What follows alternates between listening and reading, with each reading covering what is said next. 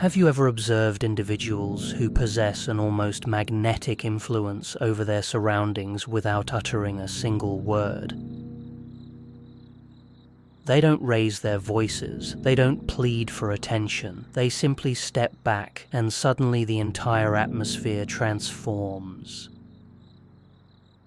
The energy shifts. People begin to question, they start pursuing, they feel compelled to respond. Now consider what might occur if you adopted this same approach. What if you ceased reacting immediately to every stimulus? What if you selected silence over the knee-jerk response, strategic retreat over emotional explosion? What transformation do you believe would unfold? This is where true influence resides. The moment you stop being perpetually accessible, emotionally, physically, and psychologically, the world around you enters a state of uncertainty. People have grown accustomed to managing you through your reactions, through your impulses, through your predictable patterns. But the day you choose to withdraw, the dynamics shift fundamentally, and those who believed they understood you discover they know virtually nothing about your true nature.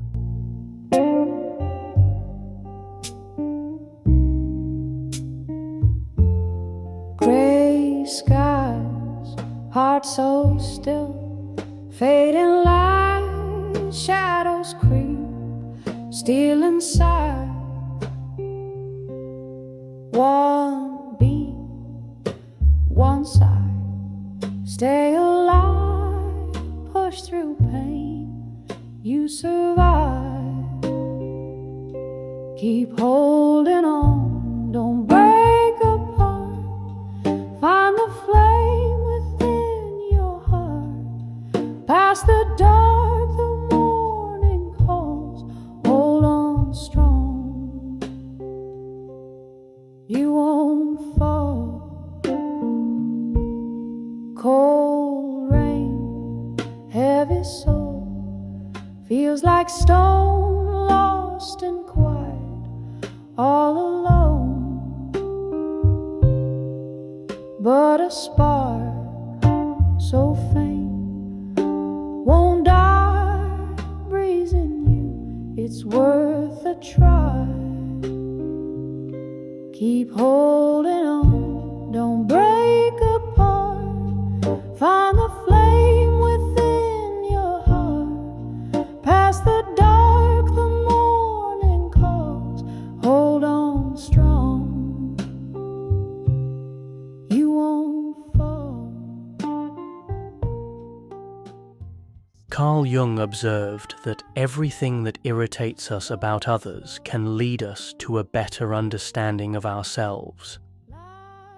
Consider this profound insight. When you become unreachable, who becomes truly desperate? Who grows irritated? Who attempts to provoke you simply to elicit an emotional response? This behavior reveals far more about them than it does about you, and it primarily exposes how extensively you've been manipulated without your conscious awareness. You continue offering yourself to please others, to maintain artificial peace, to avoid losing people who, in reality, were never genuinely aligned with you. With every forced agreement, every immediate response, every emotional reaction, you surrender a fragment of your vital energy. At day's end, what remains? Exhaustion, frustration, an inexplicable emptiness that you struggle to comprehend.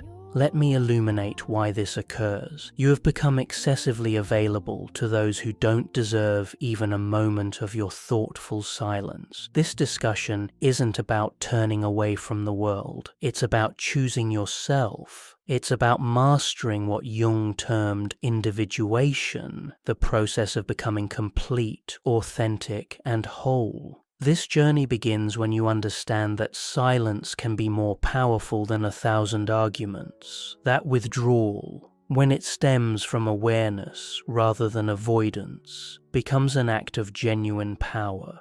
So I challenge you now, how much longer will you allow yourself to be controlled by others' emotions? How long will you react like a marionette each time someone manipulates your emotional triggers? Perhaps it's time to sever those strings, to withdraw, to become enigmatic, because when you stop being constantly available, everything changes.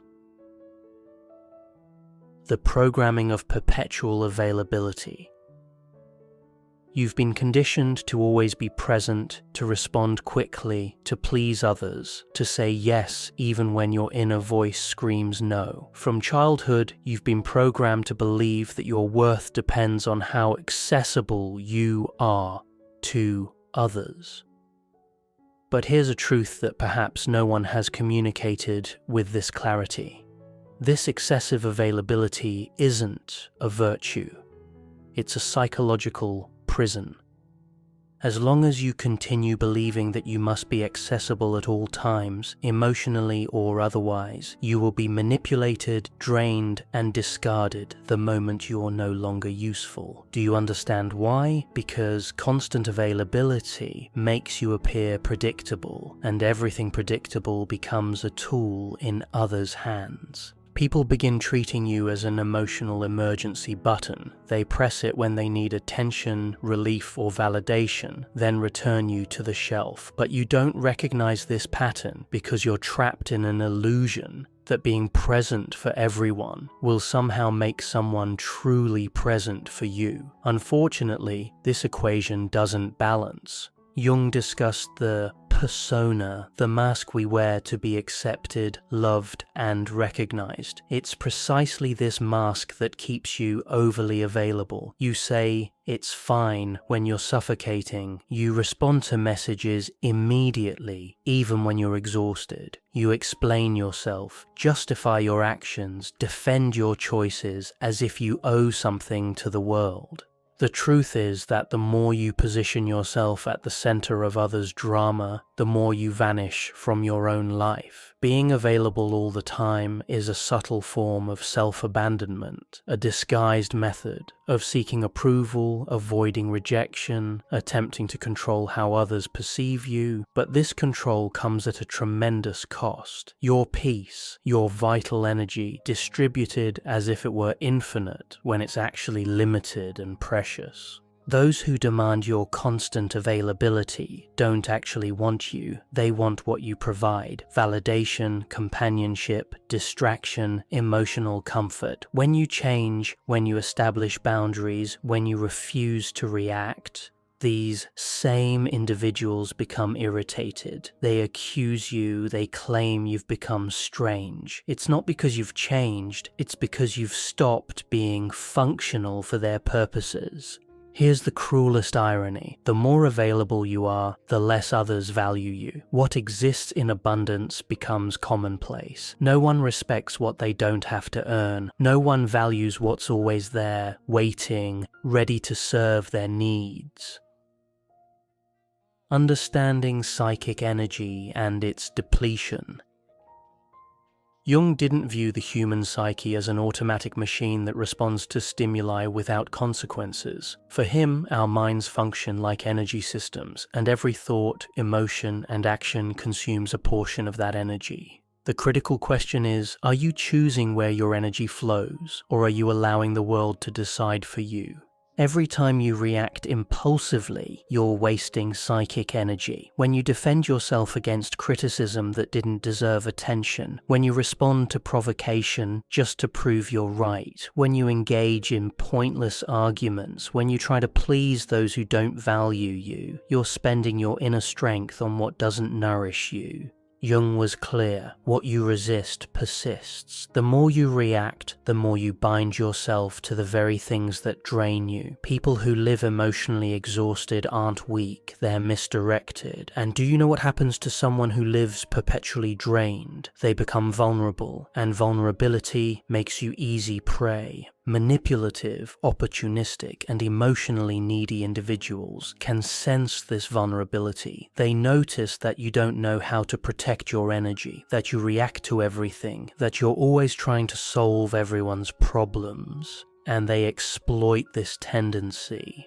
Jung believed that a healthy psyche knows how to conserve energy within the system. This means knowing how to say no without guilt, knowing how to remain silent without feeling cowardly, knowing how to observe before acting. True power isn't found in reacting, it's found in choosing when and how to act. This is only possible when you know yourself well enough to recognize your own impulses. How many times have you lost sleep over an unresolved conversation? How many times have you spent hours ruminating about what you should have said or trying to understand why someone treated you poorly? This is energy being drained without return. You're keeping alive ghosts that should have died long ago, feeding dynamics that only exist because you insist on responding. Psychic energy is like a force field. When well protected, it creates presence. You enter a room and command respect without saying a word, but when poorly managed, you become invisible, reactive, fragile, and the world shows no mercy for those who surrender easily. The mechanics of silent manipulation. You believe you're in control, that your reactions are conscious choices, but the reality is darker. Most of your emotional responses are programmed, and those who understand this manipulate you effortlessly. Opportunistic people don't need to raise their voices, threaten, or force situations. They simply trigger the buttons you've left exposed, and you react predictably. Jung called this projection, the psychological mechanism through which people project onto others what they cannot see in themselves. But there's another dimension to this phenomenon that few notice. While others project onto you, you also become the receptacle for these projections. The more emotionally available you are, the more you become a blank canvas for others' psychological needs. That friend who only contacts you during crises, that partner who always needs you to rescue them, that person who praises you but only while you're useful. None of this is coincidental. They're not relating to you, they're relating to their idea of you, to the role you've agreed to play. And why do you agree? Because you're afraid of disappointing others, afraid of not being loved, afraid of abandonment. The most effective manipulation doesn't happen through shouting. It happens in the silence of guilt, when you feel you owe something to the other person, when you believe you must be available, must help, must understand, even when it destroys you internally. Here's the central point. The manipulator doesn't need to control you directly. They just need you to keep reacting the same way. But when you stop reacting, the game breaks. When you start saying no, responding with silence, withdrawing instead of explaining yourself, the projections begin to crumble. The mask they've placed on you falls away, and this leaves people unsettled because they no longer know who you are. Your unavailability becomes a threat because it forces others to confront their own emptiness. The silence you offer reveals the internal noise they don't want to hear. Then comes the attack, the criticism, the emotional drama, not because you're wrong, but because you've stopped serving as a convenient mirror. I can't refuse. You shine, my only spark, lifts my soul through the dark. Hold me, don't let go. Your love's the blues that heals my soul.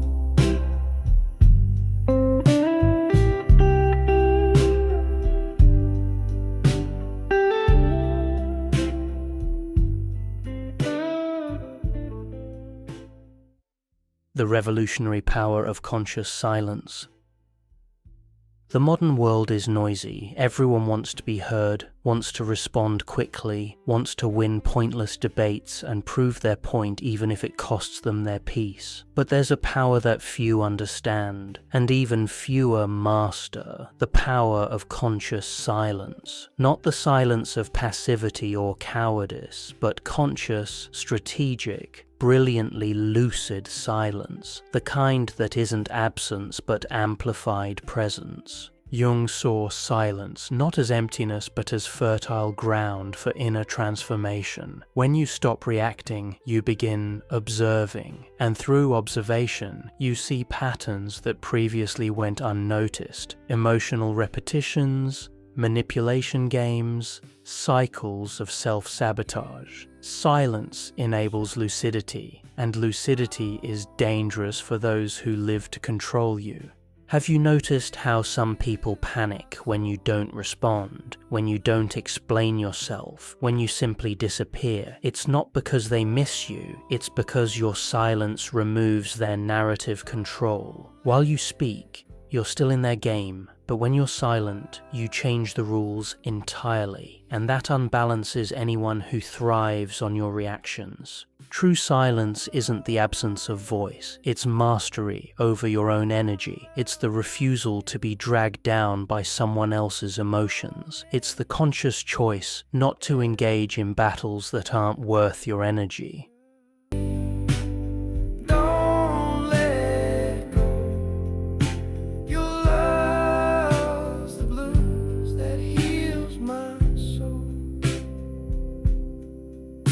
Your glow, my endless tune, my love, my silver moon. Hold me, every candid turn.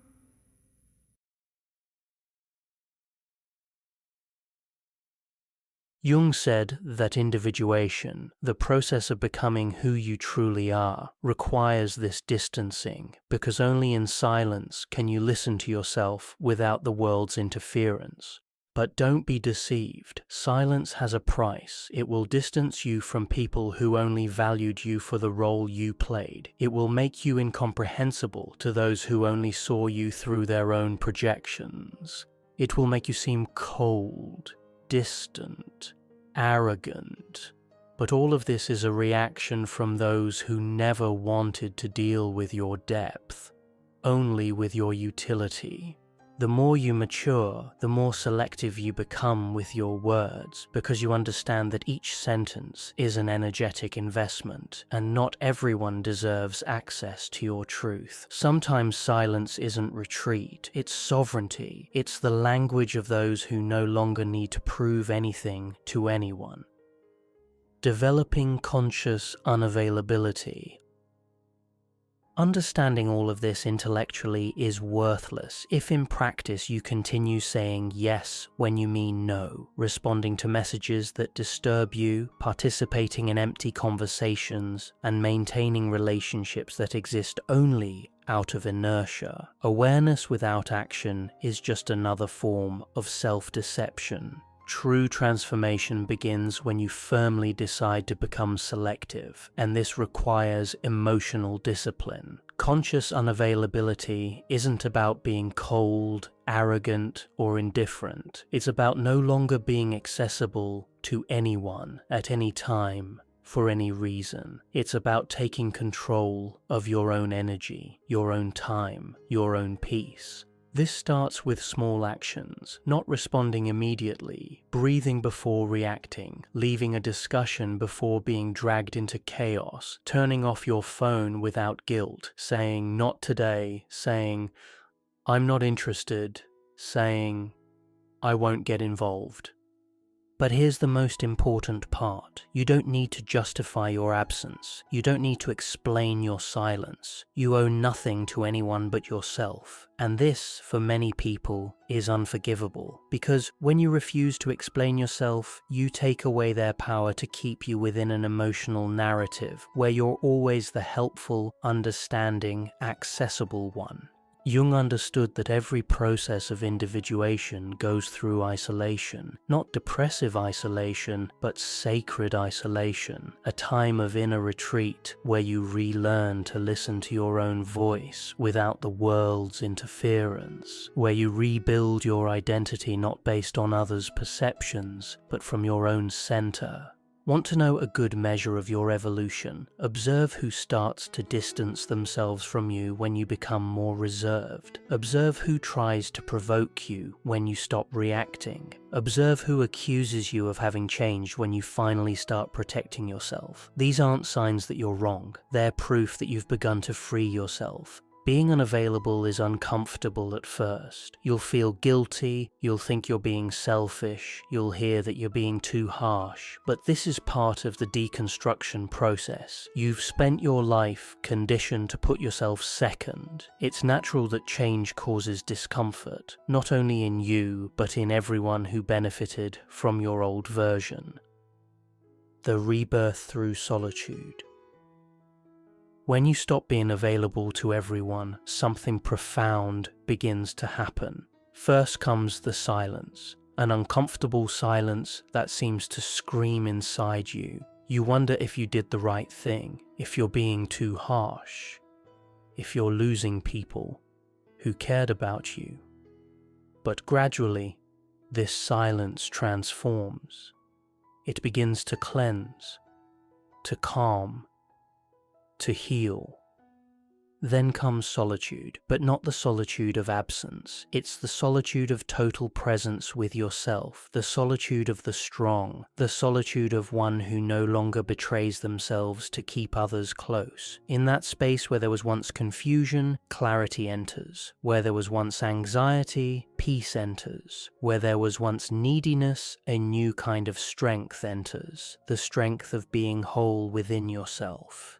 Jung said that the process of individuation, becoming who you really are, requires you to distance yourself from the collective, that you disidentify from the mask, that you walk alone for a while. That's exactly what you're doing. When you decide to become unavailable, you're not fleeing the world, you're returning to yourself. It's at this point that you stop being a reactor and become a creator. You cease to be shaped by circumstances and begin to shape your reality from within. The people who feel uncomfortable with your absence reveal that they never wanted you. They wanted the role you played. Now that you no longer fit, they don't know what to do with you, and that's liberating. You will lose people, but you will find yourself. You will distance yourself from places, but you will reconnect with your essence. You will become misunderstood, but finally, you will begin to be respected. Because when you are no longer available for anything, you become valuable, rare, unforgettable.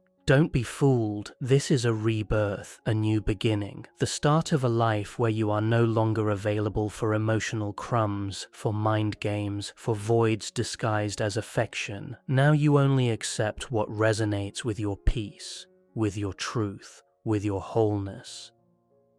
The choice for inner freedom. If you've made it this far, it's because a part of you is already ready for this new path. A part of you has already understood that being loved means nothing if you have to abandon yourself for it, and that true self-love begins when you choose yourself, even if it costs you to be alone for a while. The question now is, are you ready to be misunderstood, rejected, or even disliked in the name of your inner freedom? Are you willing to pay the price of being authentically you? True transformation requires this courage, the courage to value your inner peace over others' approval, to choose your wholeness over their comfort. This is the path of conscious unavailability, not as a means of punishment or revenge, but as a return to your authentic self. It's the recognition that your energy is sacred, your time is precious, and your peace is non-negotiable. When you embrace this truth, you don't just change your life, you transform the very foundation of how you engage with the world. The choice is yours. Continue being available for everyone and everything, or choose to become selectively present for what truly matters. The world will always demand your accessibility, but wisdom lies in knowing when to give and when to withhold, when to engage and when to withdraw. Your authentic power lies not in your reactions, but in your conscious choice to respond or not respond from a place of inner strength and clarity. This is the beginning of true freedom, the foundation of genuine self-respect, and the gateway to a life lived on your own terms. There's a particular feeling you get after spending time with certain people, a heaviness in your chest, a mental fog that wasn't there before, an inexplicable exhaustion that sleep won't cure. You might dismiss it as coincidence, stress, or your own sensitivity. But what if I told you that some individuals possess an almost supernatural ability to drain your life force without you even realizing it's happening? Welcome to the world of energy vampires, people who unconsciously or deliberately feed off your emotional, mental, and spiritual energy, leaving you depleted while they walk away recharged. Unlike the vampires of folklore, these predators don't need fangs or darkness to drain you. They operate in broad daylight, often wearing the masks of friends, colleagues, romantic partners, or even family members. But here's what makes this phenomenon particularly insidious. Energy vampires have become so skilled at mimicking genuine connection that many of us can't distinguish between someone who truly cares about us and someone who's simply using us as an emotional gas station. We've been conditioned to believe that feeling drained after interactions is normal, that constantly giving of ourselves is virtuous, that we should be grateful for any attention we receive. This confusion isn't accidental. We live in a culture that romanticizes self-sacrifice and pathologizes self-protection. We're taught that good people are always available, always understanding, always willing to help, even at the expense of their own well-being. This conditioning creates the perfect hunting ground for those who seek to exploit our energy while giving nothing of value in return. The ability to distinguish between energy vampires and genuine relationships isn't just a social skill, it's a survival mechanism for your psychological and spiritual well-being. When you learn to recognize the subtle patterns of energetic exploitation, you can protect your most precious resource, your life force itself. More importantly, you can finally invest your energy where it will be honored, reciprocated, and allowed to flourish. Understanding energy exchange in relationships. Before we can identify the vampires among us, we must first understand how energy flows in healthy human connections. Every interaction involves an exchange of energy, emotional, mental, and spiritual. In genuine relationships, this exchange is reciprocal, balanced, and mutually nourishing. Both parties give and receive, contribute and benefit, support and feel supported. Think of healthy relationships like a river system, where water flows freely in both directions, creating a dynamic ecosystem that sustains all life within it. Sometimes one person gives more temporarily. During a crisis, illness, or major life transition. But over time, the flow balances out. There's an unspoken understanding that when one person is down, the other will carry more weight, and this role will naturally reverse when circumstances change. In these authentic connections, you leave interactions feeling seen, heard, and valued. Even difficult conversations or moments of conflict feel productive because they're moving toward resolution, understanding, or deeper intimacy. You might feel emotionally stirred or challenged, but there's an underlying sense of respect and care that sustains you through any temporary discomfort. Genuine relationships are characterized by what psychologists call emotional attunement, the ability to sense, understand, and respond appropriately to each other's emotional states. When you're upset, a genuine friend doesn't immediately redirect the conversation to their own problems. When you share good news, they don't overshadow it with their own achievements or minimize your joy with skepticism. Energy vampires, on the other hand, operate from a fundamentally different paradigm. They view relationships as extraction opportunities rather than mutual exchanges. Like actual parasites, they've developed sophisticated methods for attaching to hosts and drawing sustenance without providing anything beneficial in return. They create relationships that flow in only one direction, toward them. The most dangerous aspect of energy vampires is their ability to disguise themselves as caring individuals. They've learned to mimic the behaviors and language of genuine connection, just enough to gain access to your energy without triggering your natural defenses. They know exactly what to say to make you feel special, needed, or guilty enough to continue feeding them. The anatomy of an energy vampire. Energy vampires come in many forms, but they all share certain fundamental characteristics that distinguish them from people who are simply going through difficult times or have challenging personalities. Understanding these core traits will help you identify them, regardless of their specific tactics or the particular mask they're wearing. The chronic crisis creator. Some energy vampires maintain a constant state of emergency in their lives. There's always a drama, always a crisis, always something catastrophic happening that requires your immediate attention and emotional investment. What makes this pattern vampiric, rather than simply unfortunate, is the addictive quality of the drama and the resistance to any actual solutions. These individuals have become dependent on the rush of sympathy, attention, and energy they receive during crisis moments. Subconsciously, they've learned that crisis creates connection, so they manufacture or magnify problems to ensure a steady supply of emotional support. If you pay attention, you'll notice that their crises often resolve mysteriously or are replaced by new emergencies just as quickly as you start to feel relief. The key distinction is this: genuine people in crisis welcome help, support, and practical solutions. Energy vampires want the attention and energy that comes with crisis, but resist anything that would actually resolve the situation. They'll dismiss your advice, ignore your suggestions, or create new problems just as the old ones begin to improve.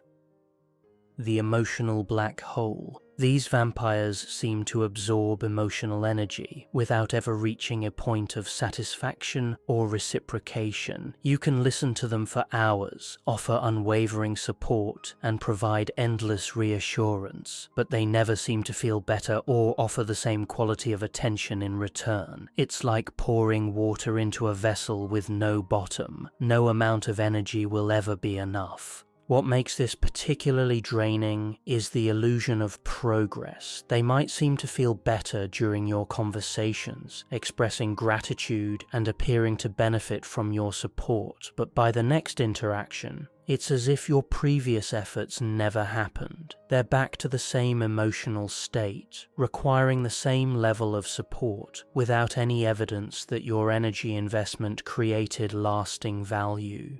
Genuine people going through difficult emotional periods will show progress over time. They'll reference previous conversations, build on insights you've shared, and demonstrate that your support is actually helping them move forward. Energy vampires exist in an eternal present of need, never truly integrating the support they receive. The subtle manipulator. Perhaps the most dangerous energy vampires are those who have mastered the art of subtle manipulation. They don't demand your energy directly. Instead, they create emotional conditions that make you feel compelled to give it. They're experts at triggering your guilt, your desire to help, your fear of abandonment, or your need to be needed. These individuals have studied you carefully and know exactly which emotional buttons to press to get the response they want. They might make comments that leave you feeling unsettled, but not quite sure why. They'll share information designed to make you worry about them or feel responsible for their emotional state. They create situations where saying no feels cruel or selfish. The hallmark of this type of energy vampire is the feeling that you're walking on eggshells around them. You find yourself carefully managing your words and behavior to avoid triggering their reactions. You feel responsible for their emotional state, even when their problems have nothing to do with you. The chronic complainer. These vampires have turned complaining into an art form. Every conversation becomes an opportunity for them to unload their dissatisfaction with life, work, relationships, or circumstances. What distinguishes this from normal venting is the chronic nature of the complaints and the resistance to any positive reframing or solutions. Chronic complainers feed off the energy of sympathetic listening, but they have no interest in actually improving their situations. If you suggest solutions, they'll explain why nothing will work. If you try to point out positive aspects of their situations, they'll immediately redirect to what's wrong. If their circumstances actually improve, they'll find new things to complain about. The energy drain happens because you're essentially serving as an emotional dumping ground without any of the reciprocal benefits of genuine sharing. In healthy relationships, people occasionally need to vent, but they also share positive experiences, ask about your life, and show appreciation for your listening ear. The hallmarks of genuine relationships. Understanding what energy vampires look like is only half the equation. Equally important is recognizing the characteristics of genuine energy-giving relationships so you can invest more deeply in these connections and use them as a standard for evaluating new relationships. Reciprocal curiosity. In genuine relationships, both people are curious about each other's inner worlds. They ask questions not just to be polite, but because they're genuinely interested in understanding your thoughts, feelings, experiences, and perspectives. This curiosity extends beyond surface-level topics to deeper questions about your dreams, fears, values, and aspirations. More importantly, they remember your answers. They follow up on things you've shared, check in about situations you've mentioned, and demonstrate that they've been thinking about you between interactions. This creates a sense of continuity and depth that energy vampires simply cannot maintain because they're too focused on their own needs to truly absorb information about you. Genuine friends also share their own inner worlds with you. They're vulnerable about their struggles, honest about their mistakes, and open about their growth edges. This creates the foundation for mutual understanding and support, rather than the one-sided extraction that characterizes vampiric relationships. Energetic reciprocity. While the flow of support in genuine relationships may not always be exactly equal in any given moment, there's a clear sense of reciprocity over time. When you're going through a difficult period, they step up to provide extra support. When they're struggling, you naturally do the same. Neither person keeps score because the exchange feels natural and mutual. This reciprocity extends beyond crisis support to everyday interactions. They celebrate your successes without immediately redirecting to their own achievements. They offer comfort during your disappointments without using the opportunity to share their own problems. They respect your time and energy as much as they expect you to respect theirs. Perhaps most importantly, genuine relationships actually give you energy rather than depleting it. Even serious conversations or emotional discussions leave you feeling more connected, understood, and supported rather than drained and depleted. Respect for boundaries. People in genuine relationships respect your boundaries even when they don't understand them. They might feel disappointed if you can't help them or spend time with them, but they don't guilt trip you, manipulate you, or make you feel selfish for having limits. They understand that healthy boundaries actually strengthen relationships by ensuring that both people feel comfortable and respected. Energy vampires, by contrast, view your boundaries as obstacles to be overcome rather than preferences to be respected. They'll push against your limits, test your resolve, and use emotional manipulation to get you to bend your boundaries for their benefit. Growth-oriented communication. Genuine relationships involve communication that leads to growth, understanding, and deeper connection. Even conflicts are handled in ways that ultimately strengthen the relationship rather than depleting it.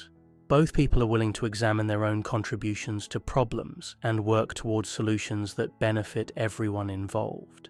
Energy vampires engage in communication patterns that create drama, confusion, and depletion. They might use circular arguments that never reach resolution, emotional manipulation disguised as vulnerability, or blame and victimization that makes you feel responsible for their problems.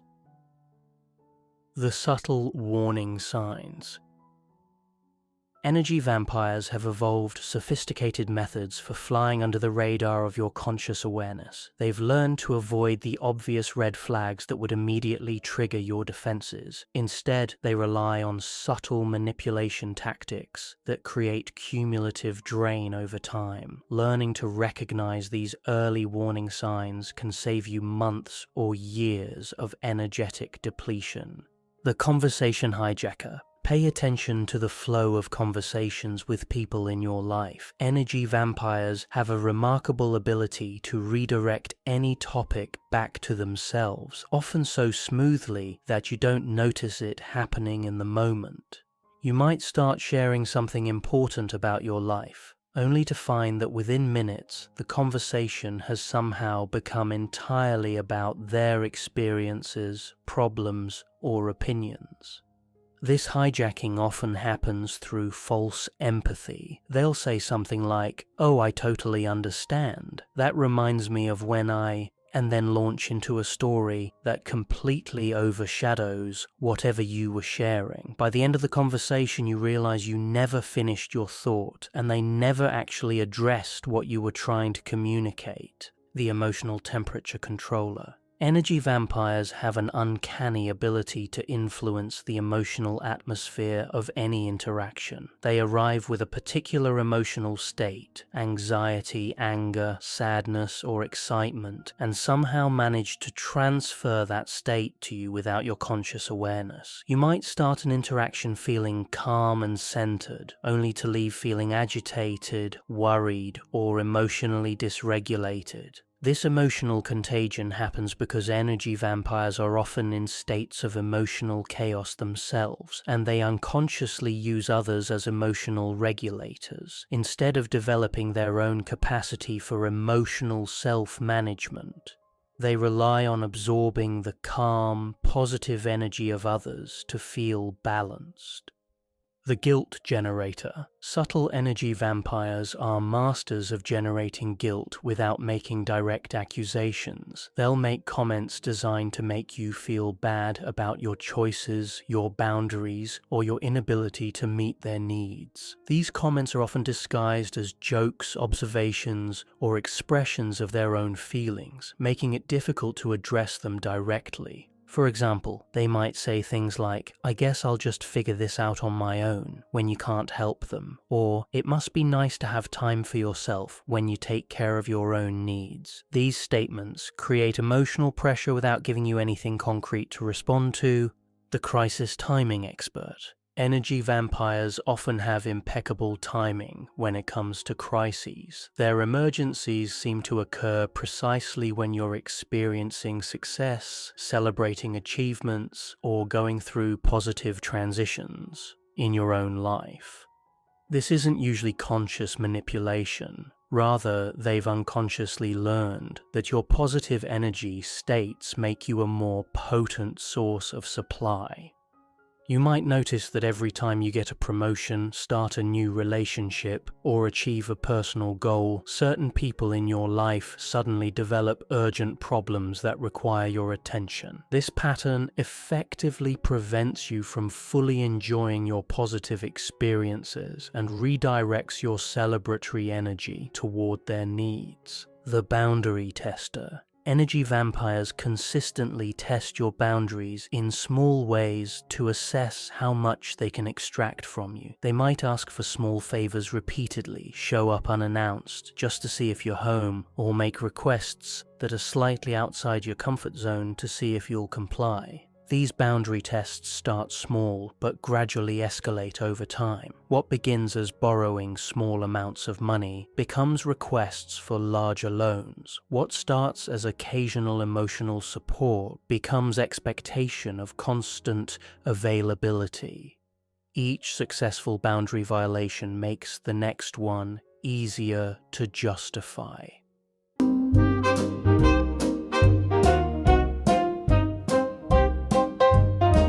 Gave my all till I had no more. Now I'm healing up, mending what's torn. Light a candle, rest these weary bones. Find my peace in my heart's own home. The psychology behind energy vampirism. Understanding why some people become energy vampires can help you develop compassion for their struggles while still protecting yourself from their drain. Energy vampirism isn't usually a conscious choice. Rather, it's often a learned survival strategy that develops in response to early wounding, trauma, or neglect. Childhood programming. Many energy vampires learned early in life that the only way to get attention, love, or care was to be in crisis or need. Perhaps they had parents who were only emotionally available during emergencies, or they discovered that dramatic displays of distress were the most reliable way to get their basic emotional needs met. These early experiences create neural pathways that associate love with crisis and attention with emergency. As adults, they unconsciously recreate these dynamics in their relationships, manufacturing drama, or exaggerating problems to trigger the caregiving responses they learn to depend on for connection. Attachment wounds. People with insecure attachment styles often become energy vampires as a way of managing their underlying fears of abandonment or rejection. They may have learned that being too much or creating dependency in others is the only way to ensure that people won't leave them. This creates a tragic irony. The very behaviors they use to prevent abandonment often end up driving people away. But because these patterns are unconscious, they continue to repeat them even when they're not working, often escalating their demands when they sense someone pulling away. Emotional dysregulation. Some energy vampires struggle with their own capacity for emotional self-regulation. They never learned healthy coping mechanisms for managing difficult emotions, so they unconsciously rely on others to help them feel balanced and stable. This isn't necessarily malicious. They may genuinely not understand that they're supposed to develop internal resources for emotional management. However, the impact on their relationships is the same regardless of their intentions. When someone consistently relies on others for emotional regulation, they create relationships based on need rather than genuine connection. Narcissistic adaptation. In some cases, energy vampirism stems from narcissistic adaptations that developed as protection against early trauma or abuse. These individuals learned to view others primarily as sources of supply for their emotional needs rather than as separate people with their own inner worlds and needs. This perspective creates relationships that are fundamentally extractive. The energy vampire may genuinely believe they care about others, but their caring is conditional on those others continuing to meet their needs.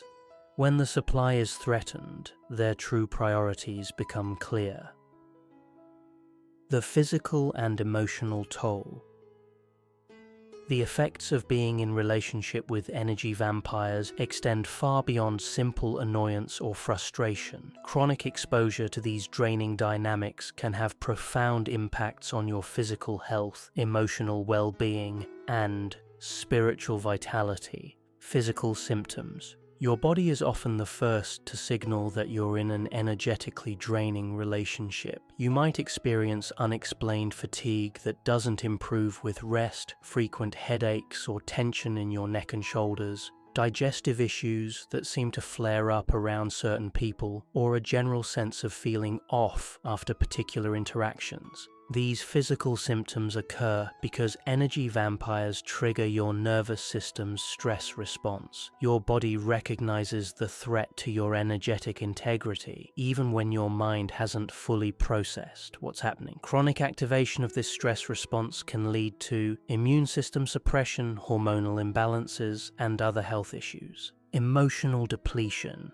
The emotional toll of energy vampirism often manifests as a gradual erosion of your natural enthusiasm and joy. You might find yourself feeling increasingly pessimistic, cynical, or emotionally numb. Activities that used to bring you pleasure may start to feel like obligations, and you might struggle to access your natural creativity and inspiration. This emotional depletion happens because energy vampires don't just take your support and attention, they also absorb your positive emotional states. Your natural enthusiasm, optimism, and joy become food for their emotional hunger, leaving you feeling flat and depleted. Practical strategies for protection. Once you've learned to identify energy vampires and understand their impact, the next step is developing practical strategies for protecting yourself while still maintaining your capacity for genuine connection with others. The energy audit. Begin by conducting a thorough audit of your current relationships. Make a list of the people you interact with regularly and honestly assess how you feel before, during, and after spending time with each person. Notice patterns of depletion, excitement, peace, agitation, or other emotional states. Pay particular attention to relationships where you consistently feel drained, obligated, or walking on eggshells. These are likely candidates for energy vampirism. Conversely, notice relationships where you feel energized, supported, and genuinely seen. These are your energy-giving connections that deserve more investment. Strategic boundary setting. With identified energy vampires, begin implementing strategic boundaries designed to limit their access to your energy, while still maintaining whatever level of relationship feels appropriate. This might mean limiting phone calls to specific times and durations, meeting only in public places where conversations are naturally limited, or simply reducing the frequency of contact. The key is to set these boundaries from a place of self-care rather than punishment. You're not trying to hurt the energy vampire, you're simply protecting your own well-being. Communicate your boundaries clearly and kindly, but don't over-explain or justify them, as this often becomes the grey rock method. For energy vampires who respond to attention and emotional reactivity, the grey rock method can be highly effective. This involves becoming as uninteresting and unresponsive as possible during interactions, like a grey rock in a garden that draws no attention. Respond to their drama with neutral, non-emotional statements. Don't offer advice, don't get drawn into arguments, and don't provide the emotional reactions they're seeking. This method works because it removes the energetic payoff they're unconsciously seeking from the interaction. Nurturing genuine connections. As you create space by limiting energy-draining relationships, it's equally important to cultivate and deepen your genuine connections. These relationships will provide the mutual support, growth, and joy that make life meaningful while serving as a contrast that helps you recognize energy vampirism more quickly in the future. quality over quantity. Focus on developing fewer, deeper relationships rather than maintaining many surface-level connections. Genuine relationships require time, energy, and attention to flourish. By being more selective about where you invest your relational energy, you can create more meaningful connections with people who truly value and reciprocate your investment. Reclaiming your energy sovereignty.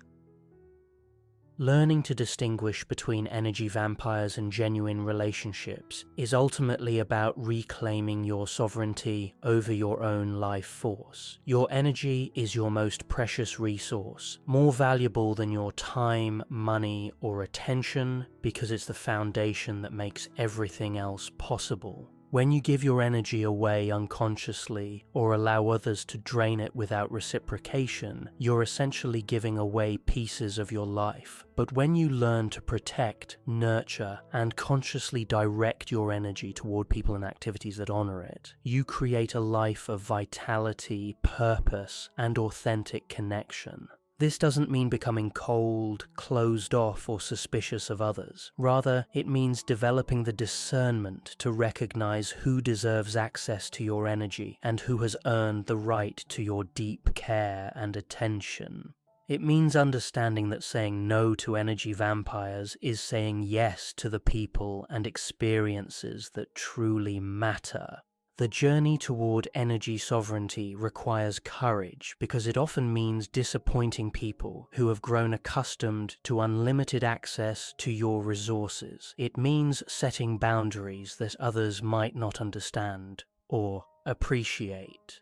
It means choosing your own well-being even when others try to make you feel selfish for doing so.